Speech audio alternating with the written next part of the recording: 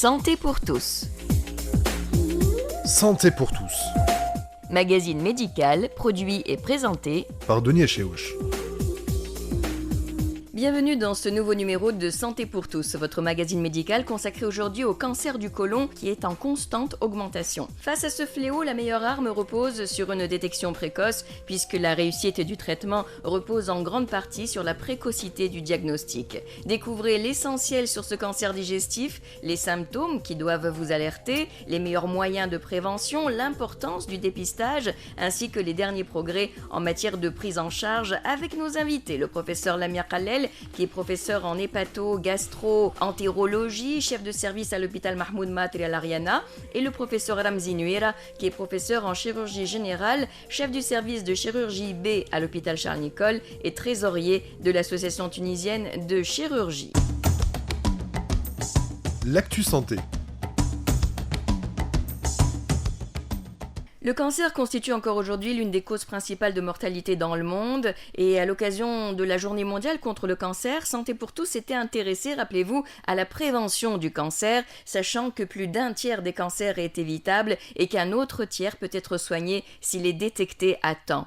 Parmi les cancers qui se prêtent au dépistage, le cancer du côlon qui est en constante augmentation. Professeur Lamia Khalel, lorsque je vous ai contacté pour intervenir dans le cadre de notre magazine médical, vous m'avez signifié que c'était là un sujet qui vous tenait à cœur. Ah oui, effectivement, Denia, parce que le cancer du côlon ou le cancer colorectal est non seulement un cancer fréquent et très fréquent dans le monde en général et en Tunisie en particulier, mais c'est aussi un cancer qui tue. C'est la seconde cause de mortalité par cancer dans le monde. C'est énorme. C'est énorme quand on sait que c'est un cancer qu'on peut, guérir complètement, guérir un cancer. Et puis 2, surtout, quand on sait qu'on peut prévenir la survenue d'un cancer. C'est pour ça que ça devient un sujet vraiment d'actualité, parce qu'on a des armes pour lutter contre ce cancer.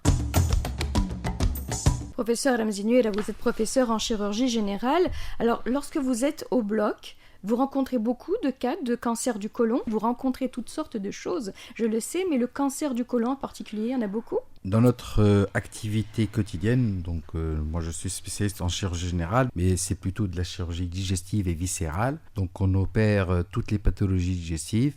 Mais ce qu'on est en train de constater, c'est que le cancer du côlon ou le cancer colorectal occupe une place de plus en plus importante dans notre pratique quotidienne. C'est-à-dire, on opère en moyenne 3-4 cancers colorectaux par semaine. Ils viennent aussi bien adressés par nos collègues gastro-entérologues, mais ils viennent aussi bien à travers les urgences au stade de complications. C'est un cancer qui est devenu actuellement lors des 10 dernières années le premier cancer digestif, c'est-à-dire d'après les dernières statistiques faites il y a une vingtaine d'années, le cancer gastrique ou le cancer de l'estomac occupait la première place des cancers digestifs. Oui. Il a été détrôné actuellement par les cancers du côlon.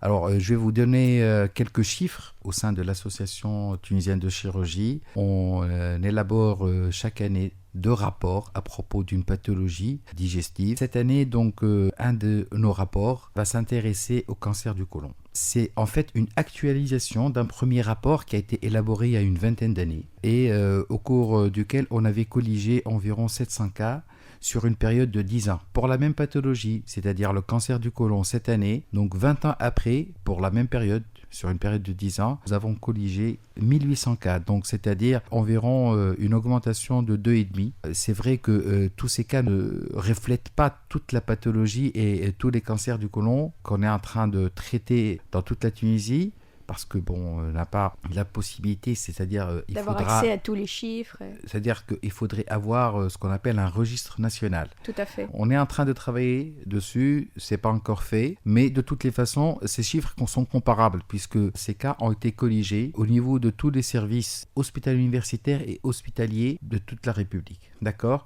Donc c'est des chiffres comparables. Donc les chiffres du privé n'ont pas été inclus. Mais c'est un cancer qui devient de plus en plus fréquent et sur lequel on doit absolument s'attarder et donner un peu plus d'importance à un problème de santé publique. Parce que des malades sont en train d'être détectés de façon ou diagnostiqués à un stade tardif. Ces patients peuvent être sauvés et guéris parce que c'est un cancer contre lequel on a un arsenal thérapeutique très très riche et très varié. Et diagnostiqué à un stade précoce, un cancer du côlon peut être guéri de façon définitive. Alors justement, professeur Lamir Khalel, je sais que dès que vous en avez l'occasion, vous mettez en avant une révolution dans ce contexte, à savoir le test immunologique rapide et efficace qu'on peut faire chez soi à la maison. Voilà, donc ça c'est un nouveau test, c'est un petit peu l'équivalent du test pour chercher la grossesse. Oui, quoi. du test de grossesse. De grossesse voilà. tout simple qui peut se faire à la maison, en tout cas un test minute, qui consiste en fait à chercher du sang infraclinique qu'on ne voit pas à l'œil nu, qui existerait dans les selles et qui pourrait être à l'origine ou être expliqué par le fait que le patient ait un cancer déjà qui soit asymptomatique à l'intérieur de son côlon ou du rectum ou alors une lésion pré-néoplasique. Donc ça, c'est un test qui sert pour le dépistage. Dépistage, donc chez un sujet asymptomatique. On ne va pas attendre l'apparition des symptômes. C'est ça en fait. On est capable d'anticiper les symptômes, de détecter soit le cancer à un stade précoce, un véritable cancer qui est là depuis quelque temps, mais donc qui saignote un petit peu de façon chronique et qui donne donc un petit peu des traces de sang qu'on ne voit pas à l'œil nu, soit encore mieux, c'est de détecter le cancer à un stade pré-cancéreux, c'est-à-dire à un stade de lésion pré-néoplasique, et c'est en l'occurrence les polypes. Ce sont les polypes du côlon ou du rectum, c'est-à-dire des proliférations tumorales bénignes, des cellules qui apparaissent, qui se multiplient, qui augmentent de taille, qui prennent le temps donc pour ça, sur une période de 10 ans, 15 ans, et qui, dans un certain nombre de cas, c'est pas tout le temps, peuvent dégénérer, peuvent donner un cancer. Donc si nous, on est capable, avec ce test-là, une révolution, de détecter le cancer à un stade précoce ou encore mieux donc le polype, là, on peut, réduire la fréquence du cancer,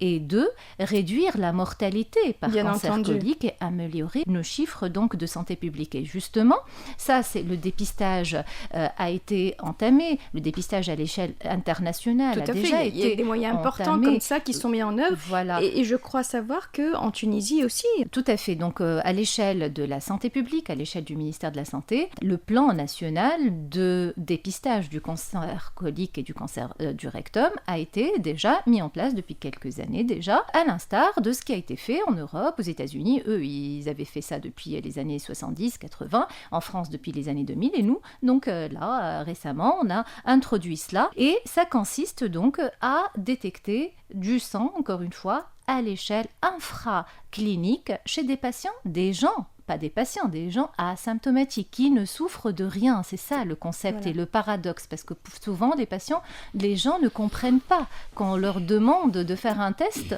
pour chercher quelque chose alors qu'ils ne souffrent de rien. C'est ça le paradoxe. Tout à fait. Mais on peut aussi rassurer une certaine frange de la population, c'est pas systématique, c'est pas parce qu'il y a un peu de sang dans les selles qu'automatiquement on a un cancer latent.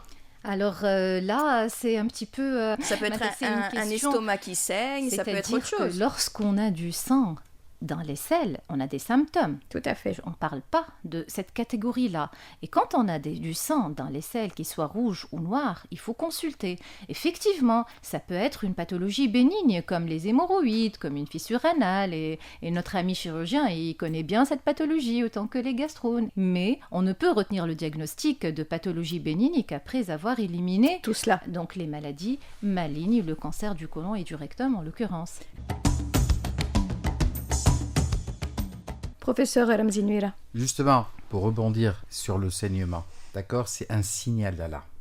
Et donc, c'est un signal justement qui doit alarmer le patient à n'importe quel âge. Et comme on dit, attention, un train peut en cacher un autre. C'est-à-dire que même si le patient a des hémorroïdes évidentes pour lesquelles il est en train d'être suivi pendant de nombreuses années et qu'il a un saignement, il doit absolument consulter pour qu'il fasse la colonoscopie parce qu'il peut avoir un cancer du côlon. Et un bon nombre de patients ont justement laissé aller et négligé ces saignements, d'accord, en se disant que c'était en rapport avec des hémorroïdes ou une fissure anale et qu'ils avaient un cancer du côlon en même temps qui était en train d'évoluer pour son propre compte. Pour justement aller dans le même sens, c'est-à-dire, c'est vrai, ça peut être bénin, ça peut être quelque chose qui n'est pas du tout en rapport avec un cancer du côlon, mais ceci ne peut être confirmé et affirmé qu'après avoir consulté un gastro-entérologue et après avoir fait une colonoscopie. À la une. Et tout de suite, l'essentiel sur le cancer du côlon, les facteurs de risque, les symptômes qui doivent nous alerter, les derniers progrès en matière de traitement, mais surtout, comment le prévenir. Alors pour commencer, un petit rappel anatomique, et je vais me tourner vers vous, professeur Ramzy Nouira. Que représente le côlon? C'est quoi au juste? Je vais parler du côlon et du rectum parce que c'est à peu près la même entité. C'est la partie terminale du tube digestif. D'accord? Alors le tube digestif, il commence au niveau de l'œsophage, donc tout de suite après, la bouche, il y a la sphère ORL, l'œsophage, puis on a l'estomac et l'intestin grêle, et tout de suite après, on a le gros intestin qui est appelé le côlon, qui est environ long d'1 mètre, 1 mètre et demi. Et, donc c'est la plus grande partie du gros intestin, on va dire. Oui, c'est la majeure partie. D'accord. On a la partie terminale qui s'appelle l'ampoule rectale ou le rectum, qui s'abouche au niveau de l'anus. Le côlon, c'est là où est absorbée la majorité des liquides qui sont au niveau des selles, et c'est ce qui fait que les selles sont solides au moment de l'exonération. Alors tout à l'heure, vous parliez de polypes, professeur Lamir Khalel. Cancer du côlon, polypes colorectaux, on s'y perd un peu. Vous voulez nous éclairer? Alors effectivement, l'avantage avec le cancer du côlon par rapport aux autres... Il y a des avantages? Oui, vous allez voir qu'il y a vraiment des avantages. Oui. En fait, c'est que déjà, on comprend le mécanisme et l'histoire naturelle du développement du cancer, c'est-à-dire, on appelle ça la carcinogénèse. Un cancer du côlon ou un cancer du rectum ne naît pas du jour au lendemain cancer.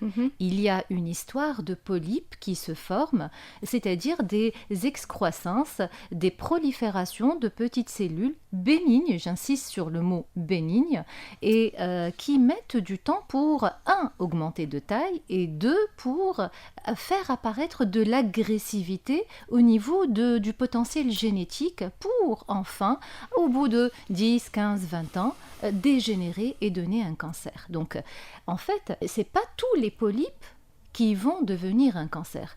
C'est à peu près sur 1000 polypes, 25 à peu près vont devenir cancéreux au bout de 10-15 ans. Mais on ne peut pas savoir lequel des polypes le sera. Bien sûr, plus le cancer est grand de taille, plus il est constitué de cellules agressives, on appelle ça la dysplasie de haut grade, plus le risque de survenue de cancer est important. Mais un polype est un polype, il faut l'enlever. D'accord.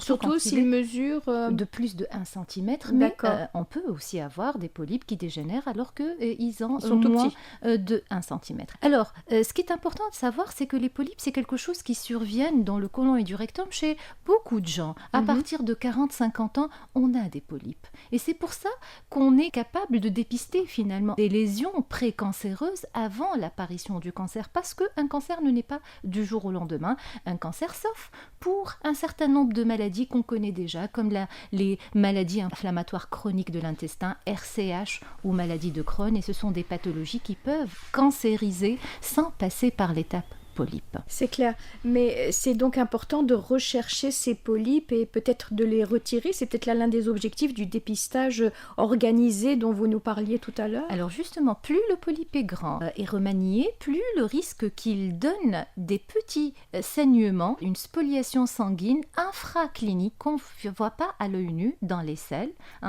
Et on est capable ainsi de détecter ce sang par le test immunologique donc à la recherche de sang dans les selles, ce qu'on appelait auparavant en fait l'hémoculte. Il doit y avoir une tranche d'auditeurs qui peut-être reconnaissent un petit peu ce terme-là. C'était la première génération des tests fécaux pour chercher le sang dans les selles pour détecter les polypes et le cancer. Maintenant, on est passé à l'échelle internationale et en Tunisie en particulier, à l'échelle d'un test plus sensible et plus spécifique qui est le test immunologique, donc le Fecal Immunologic Test.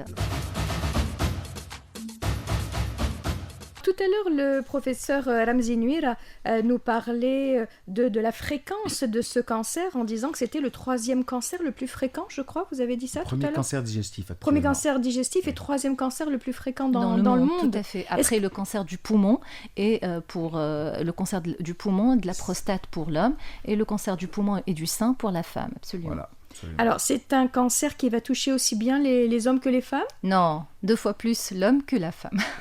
D'accord. Est-ce qu'on a quelques chiffres dans le monde et en Tunisie? Effectivement, il y a, à part les chiffres que Dr Nuira venait de nous présenter là dans le service et dans le milieu hospitalier, il y a une étude épidémiologique par l'Institut LISA, l'Institut tunisien de cancérologie, de Salah Azaïs, qui a tiré la sonnette d'alarme, moi je dirais, parce qu'elle a déjà 2 chiffres entre les années 80 et les années 90. L'incidence du cancer a augmenté. On était à 5 nouveaux cas par 100 000 habitants dans les années 80, on est devenu à 12 nouveaux cas par 100 000 habitants dans les années 90, et ces mêmes statisticiens se sont projetés pour l'année 2025, c'est-à-dire pour demain, 2025, et qui ont montré que, par exemple, pour l'homme, on va avoir l'incidence de 40 nouveaux cas par 100 000 habitants pour l'homme tunisien, c'est-à-dire les chiffres, en fait, de l'incidence du cancer du côlon et du rectum dans le monde occidental, avant l'apparition de dépistage chez eux. Donc on devient, nous, un pays à haute fréquence de survenue de cancer colique et du rectum, si évidemment on ne fait rien, si on n'instaure pas le dépistage, chose qui a été faite. Moi je dirais que le dépistage, c'est déjà trop tard.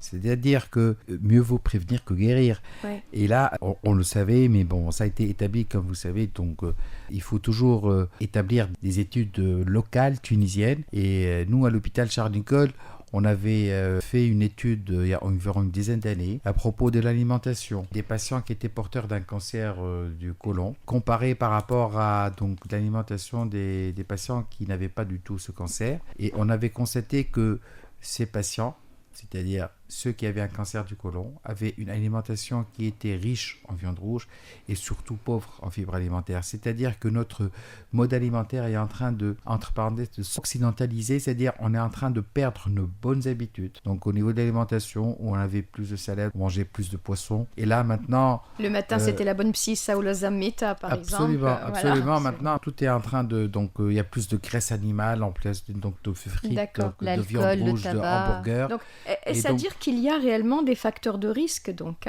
pour ce cancer? Oui, alors le principal facteur de risque, c'est l'âge, à vrai dire. La courbe de croissance de l'incidence du cancer du côlon et du rectum, en fonction de l'âge, prend une cinétique croissante, verticale, à partir de 50 ans. Ça ne veut pas dire que ça n'arrive pas avant. Ça arrive, notamment dans les formes familiales. Mais à partir de 50 ans, le cancer peut survenir avec une plus grande fréquence. Ça, c'est un principal facteur de risque. On passe de la classe risque faible de cancer colorectal à classe de risque moyen, simplement parce qu'on a plus de 50 ans, homme comme femme. Ça, c'est un premier message. Après, comme disait Dr Nuira, justement, il y a les habitudes qui ont changé, qui se sont occidentalisées par rapport aux aliments. Donc, on mange plus de gras, plus de viande rouge, on mange trop calorique et on ne bouge pas. Et bien sûr, le tabac et l'alcool. Après, il y a les facteurs héréditaires, les prédispositions génétiques. Les prédispositions génétiques. Alors, il y a 2 groupes de risque en fait. Pour ça, il y a les sujets à haut risque de développer un cancer du côlon et du rectum, et ce sont les gens qui ont dans leur famille un antécédent de polype ou un antécédent de cancer du côlon. On n'est plus à une famille, donc une personne à risque moyen, on devient une personne à risque élevé de développer un cancer du côlon et du rectum, pour peu qu'on ait dans la famille donc un antécédent de polype ou de cancer du côlon. Et il y a encore plus des familles de cancer du côlon, un cancer héréditaire. C'est rare, mais ça se voit. La polypose adénomatose familiale et le syndrome de Lynch, le syndrome HNPCC, c'est un petit peu complexe comme terminologie, mais c'est pour dire qu'il existe des familles, des gens qui développent un cancer à l'âge de 20 ans, à l'âge de 30 ans, 20 ans, 30 ans. Et donc, une fois qu'on ait diagnostiqué une personne de cela, là, le dépistage devient systématique à un jeune âge et on sort du lot du terme de dépistage individuel. De masse. Voilà, on devient exactement, c'est le mot, on devient dans le cadre d'un dépistage individuel en fonction du cas index, en fait. Professeur Ramzi Nuira, vous vouliez rajouter quelque chose? Oui. Alors, je voulais dire une chose, que c'est vrai que l'âge était le premier facteur qui pouvait favoriser, ou alors on a un peu plus de cancer chez les sujets âgés, mais attention, le cancer du côlon peut survenir aussi chez les sujets jeunes. Et là, dans toutes nos études, environ 1 malade sur 5 est un sujet jeune, ce qui n'est pas rare. D'accord. Et autre chose, c'est que ces sujets jeunes développent des cancers qui sont parfois plus agressifs d'emblée, dans nos pronostics est plus mauvais. Donc tout ça pour revenir, c'est-à-dire si un saignement, si un sujet jeune, c'est pas parce qu'il est jeune qu'il devrait négliger ce saignement, il devrait consulter parce qu'il n'est pas à l'abri. Il est plus fréquent chez le sujet âgé, mais un sujet jeune peut avoir aussi un cancer du côlon. Et c'est là où intervient la distinction, je pense, entre le dépistage et le diagnostic. Le dépistage s'adresse en général à une population de masse asymptomatique à partir de 50 ans. Le diagnostic, lui, se fait chez n'importe quel patient, à n'importe quel âge, pour peu qu'il ait des symptômes. Je ne sais pas si c'est clair, en fait. Quand on a du sang dans les selles, il faut aller consulter et on se fait diagnostiquer. On ne se fait pas dépister. C'est ça la différence, hein. D'accord ? Donc, autant le dépistage se fait pour les sujets de plus de 50 ans, qui n'ont c'est aucun ça le plan national, du pour peu qu'il n'ait pas de symptômes digestifs. C'est ça le paradoxe. Le patient, on a du mal avec certains patients qui vous disent « Je n'ai rien, moi, je ne souffre pas de mon intestin. Pourquoi vous voulez m'imposer cet examen-là » Et c'est là le rôle du médecin et la relation de confiance entre le médecin, surtout de première ligne. Sachant que cet examen que vous voulez imposer, c'est pas du tout la coloscopie qui est quand même plus lourde, mais c'est tout simplement ce petit test qui est comme un test de grossesse. Bravo, donc, bravo. Mais après, même quand le test, nous, par exemple à Aliena, on reçoit les patients qui ont été dépistés par nos amis de première ligne, les médecins généralistes de première ligne. Quand le test vient, donc il est positif, ils sont adressés pour la colo. Et là, c'est marrant, mais je vous reproduis un petit peu le vécu avec nos patients. Ils nous disent, mais moi j'ai été consulté, docteur, pour une hypertension artérielle ou alors pour une angine. Et là, je me retrouve chez vous pour une coloscopie, à prendre donc une purge colique de 4 litres et à subir un examen invasif. C'est pas agréable, et souvent sans anesthésie, etc. Donc, effet, et après, on leur montre, après, c'est pas à tous les coups que le test, qu'il y a un polype ou qu'il y a un cancer, mais il y a quand même un pourcentage important de risque qu'on tombe sur quelque chose, pas souvent un cancer, ça peut être, comme je viens de dire, un polype. Et après, il y a des patients, hein, et là aussi c'est du vécu, qui demandent des photos, une preuve qu'ils ont des polypes. Ils n'arrivent pas à le croire, qu'ils ont de gros polypes, difficiles parfois à enlever, mais on les enlève avec nos techniques. On a des techniques assez fines maintenant pour les retirer sans trop fatiguer nos amis chirurgiens, donc directement au moment de la coloscopie d'ailleurs. Souvent, il faut le préparer, il faut un minimum quand même, un bilan d'hémostase et tout, donc une hospitalisation de jour et tout. Et donc après, ils veulent bien voir ce qu'ils ont pour y croire. Donc ça, c'est une nouvelle relation entre le médecin et le patient, dans le sens, on demande, nous, aux patients de faire quelque chose. C'est pas le patient qui est demandeur, hein. C'est un petit peu paradoxal par rapport à cette révolution, le mot de dépistage. Alors depuis tout à l'heure, on parle de patients, de personnes qui seraient asymptomatiques, c'est-à-dire qui n'ont pas de symptômes. Est-ce à dire qu'il existe des symptômes et des signes d'alerte quand même ? Évidemment, mais nous, le message clé, comme disait professeur Nuira, c'est de ne pas arriver à détecter le cancer du côlon à un stade de symptômes. C'est déjà pas trop tard, mais tard ou un peu tard, disons. Hein. Le fait d'avoir des rectoragies, du sang rouge dans les selles. Voilà, donnez-nous ces symptômes, donnez-nous ces signes d'alerte. Donc souvent, quand on a du sang, le patient, il est alerté. Et encore, c'est les sujets âgés, hein. Les sujets jeunes, ils disent, bon, j'ai des hémorroïdes. Donc là, c'est un point important sur lequel donc, on a bien des discuté. Douleurs, peut-être ? Les douleurs abdominales, il n'y a pas de symptômes spécifiques, à vrai dire, à part les symptômes d'alarme comme les rectoragies et les mélénas. Il y a des douleurs, mais on peut avoir des troubles fonctionnels du tube digestif, donc des TFI. Une constipation, peut-être ? La constipation chronique, ça peut être une modification récente du transit, ça peut être une constipation ou une diarrhée, quelque chose qui intervient et qui persiste dans le temps. Quelqu'un qui avait un transit normal et puis qui change son transit sans facteur déclenchant, il n'a pas voyagé, il n'a pas mangé quelque chose de pas bien, etc. Et le transit est resté anormal.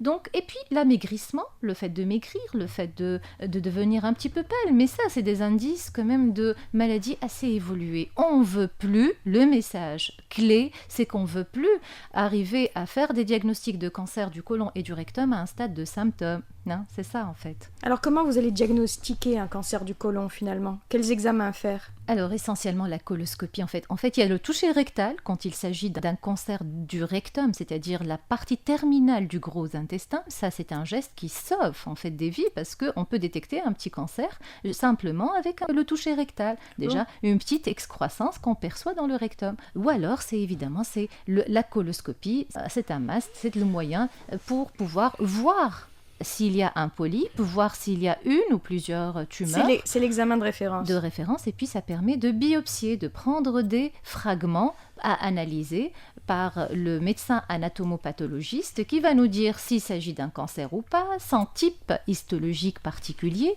et puis s'il y a des indices de sévérité ou pas. Mais qu'est-ce que c'est qu'une coloscopie? Est-ce qu'on peut expliquer à nos auditeurs? Alors, souvent, ça fait peur.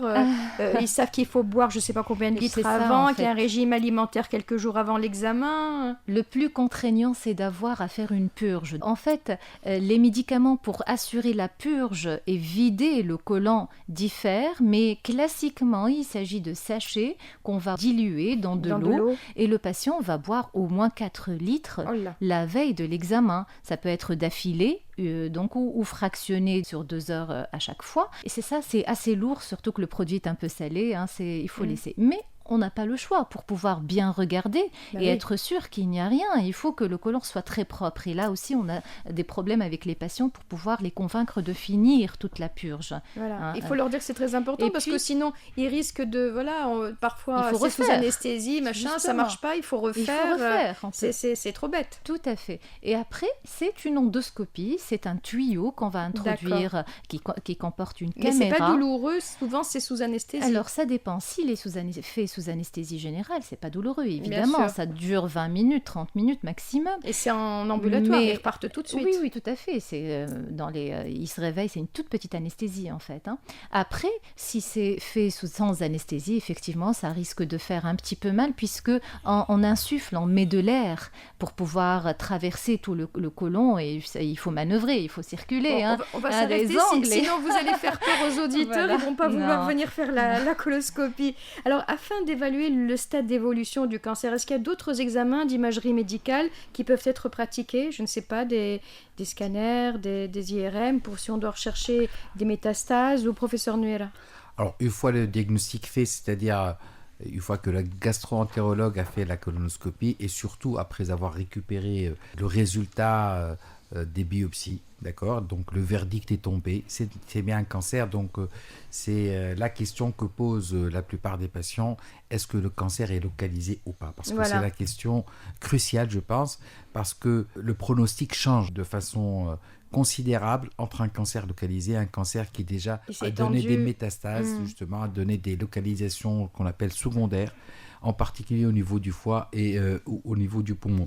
Alors pour ce faire, justement, on a recours à un examen qui est le scanner. Le scanner avec des coupes qui passent par le thorax et par le ventre, l'abdomen. Donc c'est un scanner thoraco-abdominopelvien et qui permet justement non pas de voir toutes les métastases au niveau du corps, mais de voir essentiellement les parties les plus intéressées par les métastases, qui, je le rappelle, le foie et le poumon. Parce que pour rapidement faire comprendre aux auditeurs, c'est-à-dire que le drainage des cellules cancéreuses dans le système sanguin se fait à travers le système porte qui se jette au niveau du foie, et c'est la raison pour laquelle les cellules cancéreuses vont aller rapidement attaquer le foie dans un premier temps. C'est le premier filtre, et si elles passent par le premier filtre, elles peuvent passer au deuxième filtre qui est le poumon. Mais ce scanner permet aussi de voir si le cancer ne s'est pas aussi étendu au reste des organes intra-abdominaux qui peuvent être la rate, l'estomac, en particulier le grêle, parfois même la vessie. Donc, et ça, sur le scanner, on peut avoir une idée générale.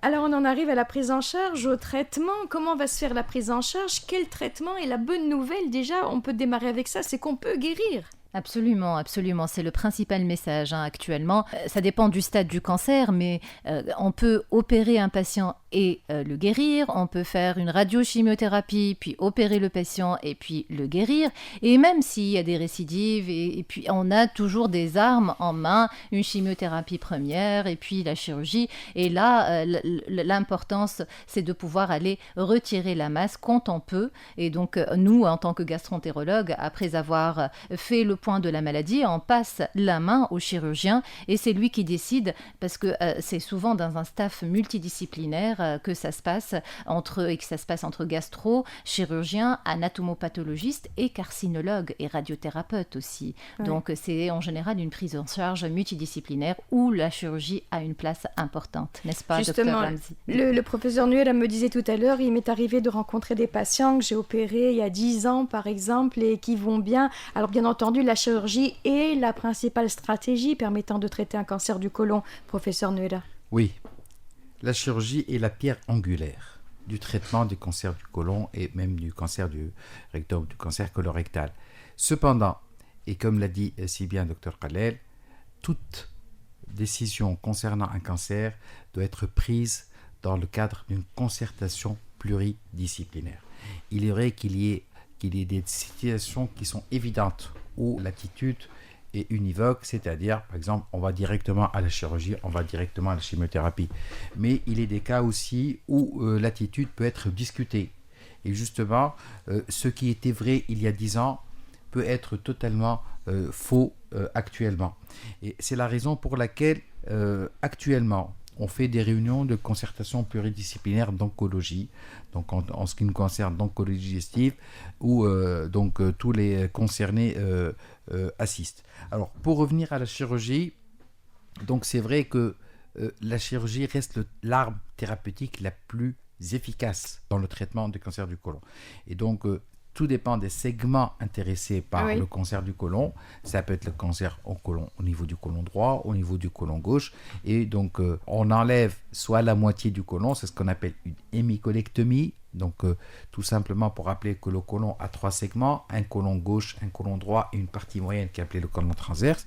Et il y a aussi ce qu'on appelle des localisations multiples, d'accord, synchrones, c'est-à-dire au cours du premier diagnostic, on fait justement la détection de plusieurs localisations au niveau du cancer et on est amené malheureusement à réaliser ce qu'on appelle une colectomie totale, donc l'ablation totale du cancer du côlon, en particulier dans certains cas, comme l'a dit Dr Khalel tout à l'heure, ce qu'on appelle les polyposes adénomateuses familiales. Ce sont des cas familiaux, d'accord, qui peuvent se voir donc dans une même famille. On peut avoir plusieurs membres de la famille qui peuvent être touchés. Il y a plusieurs polypes dont parfois un s'est transformé en cancer et on doit à ce moment-là faire ce qu'on appelle une colectomie totale. Donc il y a plusieurs stades, c'est-à-dire qu'à des stades précoces de la maladie, lorsque par exemple on va dire les tumeurs du côlon sont encore très superficielles, vous pouvez les retirer au cours d'une simple coloscopie, on m'a dit. Alors, ça, c'est l'affaire de nos amis gastro-entérologues. C'est-à-dire,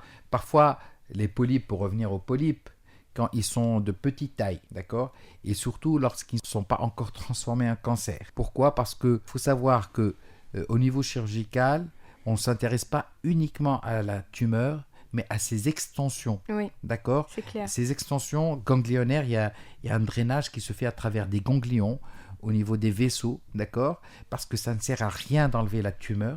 Voilà. Si on laisse les ganglions qui sont en regard... Si c'est parti voir un peu le foie ou un peu le poumon, non, à vous part disiez le foie, tout à l'heure. À part le foie. C'est par le foie. C'est-à-dire à part le foie, et au niveau du côlon, d'accord, il y a ce qu'on appelle des mésos, d'accord, où il y a les vaisseaux. C'est une partie graisseuse, donc avec 2 replis péritonéaux, 2 replis graisseux, qui enveloppent les vaisseaux. Et le long de ces vaisseaux, il y a des adénopathies, il y a des ganglions. D'accord. Et ces ganglions sont très importants à considérer parce que c'est là où les cellules cancéreuses vont circuler, vont être drainées. Et à chaque fois qu'on fait une résection colique, une ablation du côlon, l'ablation doit être ce qu'on appelle carcinologique. C'est-à-dire, on doit enlever tous les ganglions qui sont dans autour. Le territoire de drainage. Et donc, c'est la raison pour laquelle on doit faire la distinction pour les résections des polypes. Les polypes, quand ils ne sont pas transformés en cancer, c'est-à-dire ils ne sont pas dégénérés, ce sont nos amis gastro-entérologues qui sont de plus en plus performants pour faire sa résection au cours de la colonoscopie. Mais à partir du moment où la biopsie justement a révélé un cancer, à ce moment-là, on se tourne vers la C'est l'affaire des chirurgie pour chirurgiens. faire le curage qu'on appelle ganglionnaire. Et tout à l'heure, vous parliez d'hémicolectomie, enfin vous parliez de retirer une portion du côlon ou bien le côlon entièrement. Et vous procédez comment? Vous ouvrez le ventre du patient complètement ou bien ça se fait par célioscopie, comme beaucoup de choses se font maintenant, avec un petit trou, une petite caméra Alors justement, les techniques, que ce soit endoscopiques ou en chirurgie, ont bien évolué et actuellement, on est capable de faire justement ces résections, ces colectomies, que ce soit hémicolectomie ou même l'ablation totale du côlon, voire même du rectum, par uniquement 3 ou 4 petites incisions, d'accord, au niveau de la paroi du ventre. Et on travaille avec des instruments, c'est ce qu'on appelle la célioscopie. Et ça permet non seulement d'avoir un avantage esthétique, mais qui est accessoire. Le plus important, c'est que le patient a beaucoup moins mal après l'intervention. Le patient a beaucoup moins de complications, que ce soit respiratoire ou au niveau des cicatrices. Et le patient a une réinsertion socio-professionnelle, c'est-à-dire il peut reprendre son activité sociale et professionnelle très rapidement. Et donc, ça permet justement d'atténuer un peu le traumatisme, aussi bien moral que physique, de cette intervention chirurgicale. Cependant, ces interventions ne sont pas réalisables pour toutes les tumeurs. Pourquoi? Pour peu que la tumeur soit volumineuse, d'accord? Et c'est tout à fait logique, on ne peut pas retirer sous célioscopie donc une tumeur qui dépasse 10 cm. Donc ça, on est obligé de faire une incision de plus de 10 cm. Alors, autant faire ce qu'on appelle une incision classique. D'accord. Donc, là aussi, on revient au diagnostic précoce qui permettrait non seulement d'avoir un meilleur pronostic, mais aussi d'avoir l'opportunité de faire un traitement mini-invasif qui constitue la célioscopie. On peut vivre sans côlon? Ah oui, absolument, absolument. Racontez. Absolument. Le corps, l'organisme a cette capacité magnifique de pouvoir s'adapter. Comme on peut vivre sans vésicule biliaire, on peut tout à fait vivre sans côlon. Après, il y a une petite diarrhée qui se forme, qui s'installe initialement, et puis après qu'on peut gérer avec le temps, avec des médicaments, et puis avec l'adaptation du côlon. Moi, je voulais en fait revenir pour le traitement. C'est très bien si on peut traiter chirurgicalement d'emblée, mais après, il y a aussi, malheureusement, des situations où le cancer du côlon est détecté à un stade avec des métastases, par exemple, soit localement avancé, soit avec des métastases au niveau du poumon ou au niveau du foie. Et là, on ne peut pas opérer d'emblée, en tout cas. Donc la conduite, c'est de faire une chimiothérapie. Donc c'est d'aller essayer d'éradiquer la cellule tumorale par le traitement médicamenteux, et ça se développe de plus en plus, ce type de traitement, donc cette chimiothérapie. C'est-à-dire avant l'opération? Après, ça dépend du stade, et puis ça dépend de la réponse au traitement. On peut faire une chirurgie de second look, c'est-à-dire quand la tumeur aura vraiment diminué, bien diminué de taille, qu'on va enlever aussi bien la tumeur initiale dans le côlon et la métastase si il en reste encore. Et puis, il y a aussi la situation où on fait dans le rectum, dans le bas rectum, plutôt une chimio-radiothérapie première. Pendant quelques semaines, les premières semaines, les 45 premiers jours, on irradie la tumeur et on donne de la chimiothérapie en parallèle dans le but de prévenir la récidive post-opératoire. Donc c'est un traitement néo-adjuvant à la chirurgie pour assurer la guérison et éviter, après la chirurgie, que la tumeur ne reprenne. Professeur Nuela. Un point très important. Avoir un cancer du côlon, c'est vrai que c'est une malchance, mais on a une certaine chance de cette malchance. Pourquoi? Parce que le cancer du côlon, je reviens, et j'insiste encore, on peut en guérir. Même s'il est au stade de métastase. C'est-à-dire, un cancer du côlon, même diagnostiqué avec une métastase hépatique, une métastase au niveau du poumon, d'accord, peut être encore traité de façon curative. Alors, plusieurs, justement, schémas thérapeutiques, donc sur lesquels on ne va pas s'attarder actuellement, s'attarder. Donc, on peut commencer par la chimiothérapie et la chirurgie. Mais de toutes les façons, là, la médecine et la science, actuellement, elle est claire. Et on a des armes thérapeutiques, aussi bien la chirurgie que la chimiothérapie, sont très, très efficaces pour traiter ce genre de cancer, même au stade de métastase. Et là, aussi, avoir la prévention, tout l'intérêt de la surveillance. La surveillance, c'est-à-dire un cancer du côlon qui est opéré. D'accord ? On fait donc, en fonction de l'examen anatomopathologique de la pièce opératoire, une chimiothérapie ou pas. Mais, et chose très importante, ce patient doit être surveillé de façon régulière. Il peut y avoir des récidives ? Absolument. surtout pendant les 2 premières années où le patient doit être surveillé tous les 3 mois. Ça, c'est valable pour tous les cancers, en fait. Non. Absolument. Absolument, oui, absolument. Mais cette surveillance a plus d'intérêt dans les cancers du côlon parce que on peut rattraper une récidive. On peut guérir encore à partir d'une récidive. Pour certains cancers, on se contente d'un traitement qu'on appelle palliatif. Mais là, dans le cancer c'est du vraiment côlon, un traitement curatif. ah oui, On va guérir. on va guérir. C'est-à-dire qu'il faut se battre jusqu'à la fin. Et au-delà de 5 ans, on peut même annoncer parfois au patient qu'il est pratiquement guéri. Mais il ne faut pas lâcher prise. Moi ça va bien. Moi ça va bien. Depuis le début de cette émission, vous avez souvent lâché un mot, c'est le mot-clé qui revient régulièrement, c'est la prévention. Alors, est-ce qu'il est possible d'éviter le cancer du côlon? Est-ce qu'il existe des mesures préventives, professeur Lamia Khalel? Alors effectivement, c'est le but essentiel de notre présence aujourd'hui, c'est d'arriver à prévenir le cancer du côlon.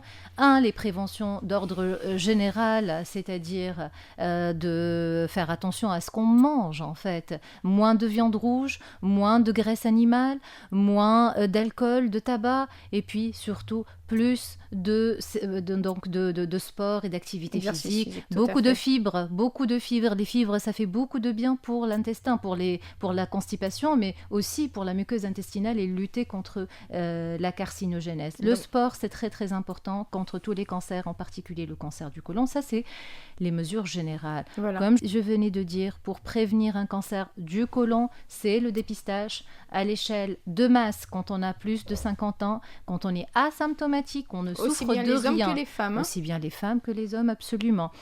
Donc à partir de 50 ans, le plan national de dépistage du cancer du côlon, aujourd'hui, ça se passe tous les 2 ans, de façon régulière. C'est très important de le répéter. C'est de façon régulière, tous les 2 ans au moins, qu'on fait chez tous les patients de plus de 50 ans asymptomatiques un dépistage de sang dans les selles. S'il est négatif, on le refait tous les 2 ans. S'il est positif, on fait la coloscopie tout de suite. Après, qu'on est en une famille de haut risque de développer un cancer du côlon, c'est-à-dire une famille qui a déjà un parent premier degré qui a un cancer du côlon ou des polypes, là, le dépistage n'est plus un dépistage de masse, c'est un dépistage ciblé, c'est un dépistage qui se fait par une coloscopie d'emblée, et après, c'est une surveillance au fur et à mesure. Même quand on a un polype, on trouve un polype, on l'enlève, ou 2 ou 3 polypes, on les enlève et on est tranquille. Il faut absolument que la coloscopie soit refaite à un rythme régulier qui va dépendre du nombre et de la taille de ces polypes et de leur analyse anatomopathologique. C'est ça les messages clés. Donc, et puis, faire la distinction entre dépistage et diagnostic. Quand on est symptomatique, là, il faut aller au médecin et prescrire la coloscopie. Donc, l'enjeu d'un diagnostic précoce, c'est le dépistage du cancer du côlon et du rectum. C'est ce qui va sauver le patient. Et je rappelle encore, c'est bien d'être optimiste, c'est bien, mais le cancer du côlon tue. C'est la seconde cause de mortalité par cancer aujourd'hui dans le monde. Quelles seraient vos recommandations, professeur Nuira? On ne cessera jamais de dire et de redire. Donc le dépistage, c'est vrai, un élément très important du traitement et de la diminution de l'incidence, mais surtout, je dirais la consultation précoce.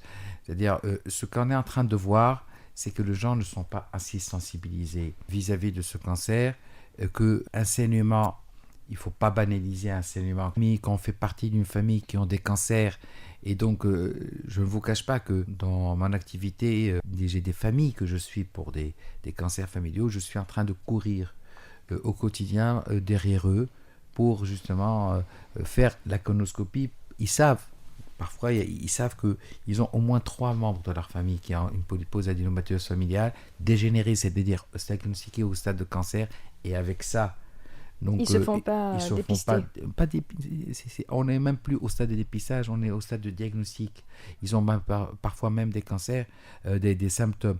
Donc là, chose très importante, il faut consulter, et au moindre ne pas balayer le saignement, mais parfois même tous les symptômes digestifs. À partir de 50 ans, on est exposé à un cancer digestif, et en particulier le cancer qui devient de plus en plus fréquent du fait de notre alimentation, de l'occidentalisation de notre mode alimentaire, qui est le cancer du côlon. Consultez le plus précocement possible pour un ballonnement abdominal, pour des douleurs abdominales, pour une modification du transit. Donc on pourra justement sauver si on arrive à ce comportement. Fais pas ci, fais pas ça.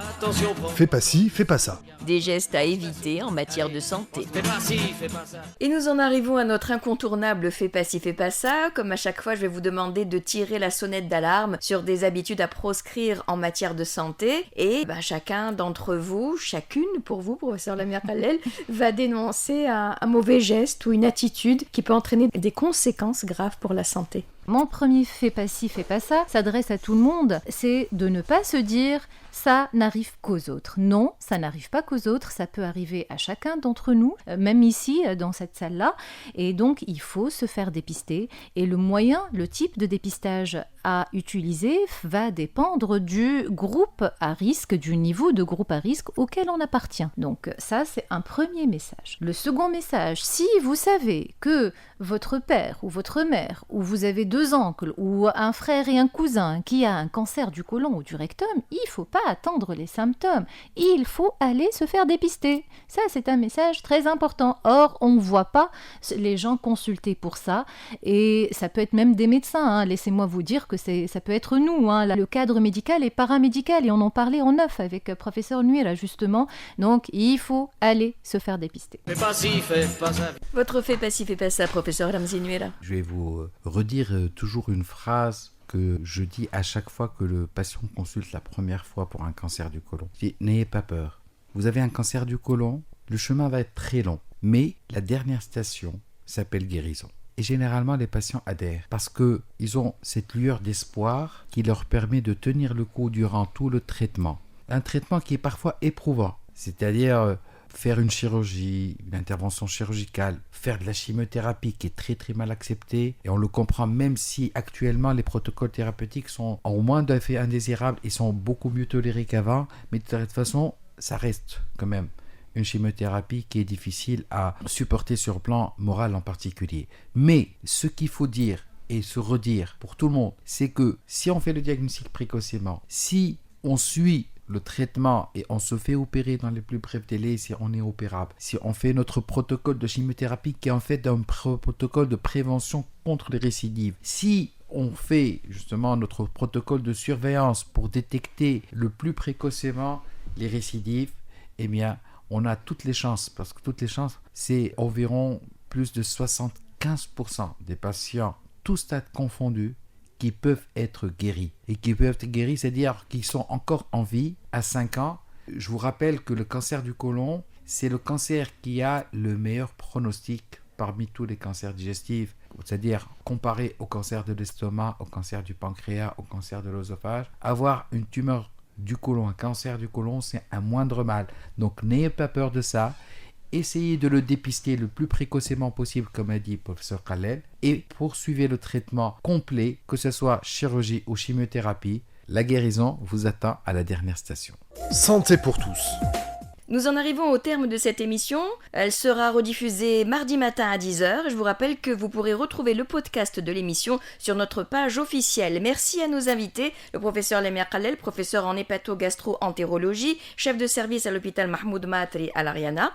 Et merci au professeur Ramzi Nuira, professeur en chirurgie générale, chef du service de chirurgie B à l'hôpital Charles-Nicolle, trésorier de l'association tunisienne de chirurgie, qui organise son congrès dans quelques jours. Ça sera les 5, 6 et 7 mars, je crois. Absolument. Donc, je voulais faire l'annonce. Merci, Donia. Alors, on organise notre 41e congrès donc, de notre association mère, qui est l'association tunisienne de chirurgie, et donc qui va se dérouler donc, du 5 au 7 mars. Sur Tunis. Sur Tunis, voilà. Et les thèmes principaux sont, entre autres, le cancer du côlon et les péritonites post-opératoires. Merci. Merci à vous de nous avoir suivis. Rendez-vous donc la semaine prochaine, même endroit, même heure, pour un nouveau numéro de votre magazine médical Santé pour tous. Et d'ici là, bonne santé à tous. Santé pour tous. Magazine médical, produit et présenté Par Denis Echeuch.